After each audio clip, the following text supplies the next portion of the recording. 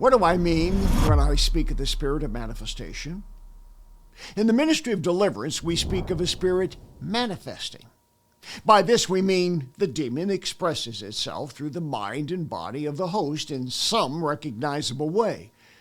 It could be a look, a thought in the mind, spoken words, or some musculoskeletal expression. We describe this as the evil spirit manifesting. What then is the spirit of manifestation? Well, the short definition is that a spirit of manifestation claims to give the host the power to manifest some existential reality. It could be money, romance, or healing some sickness. Whatever they want, anything the person wants. Of course, the one manifesting, usually an individual enamored with New Age beliefs, doesn't think the power to create a reality is evil or demonic. To them, it's a visible form of wishful thinking. But embracing the idea of creating reality through the power of the mind opens the door to demons. One of those demons could be what I call the spirit of manifestation, an actual demon that I have personally dealt with. In recent decades, this idea of manifesting reality by the power of the mind has taken many forms.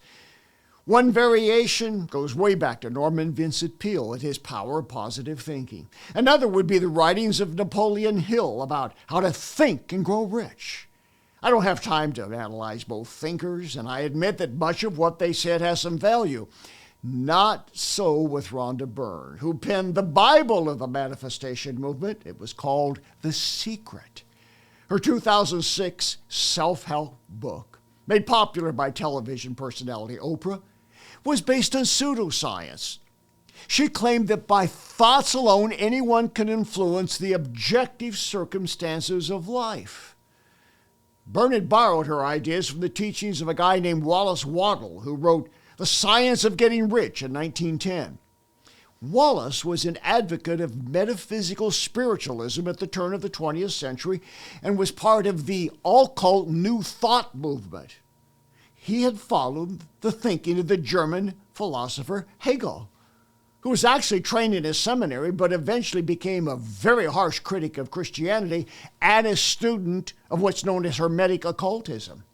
Another leader of the creative thought movement was Helena Petrovna Blavatsky, a Russian spiritualist who helped to start the Theosophical Society. She got her ideas by adopting Hindu and Buddhist concepts.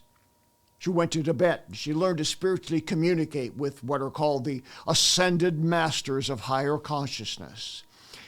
All these advocates of manifesting the power of the mind taught what has become known as creative visualization. All one has to do is form a mental picture of what that person wants, and unseen energies will work to make it happen. This concept makes no room for biblical prayer to a sovereign God. As 1 Peter 4:11 says, that in all things God may be glorified through Jesus Christ, to whom belongs the glory and the dominion forever and ever.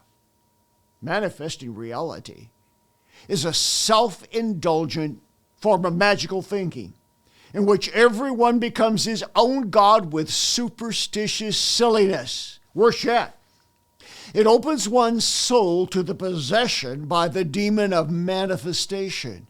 This demon then attempts to invent what appears to be created realities, in keeping with the selfish motives of the creative visualizer.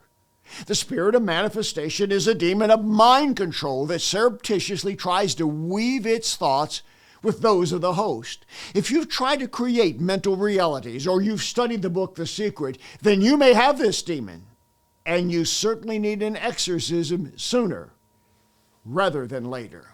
Your financial support and prayers make it possible for us to bring hope for the hurting and freedom to those in spiritual bondage. For the latest information regarding ministry outreaches, go to boblarson.org or call 303-980-1511.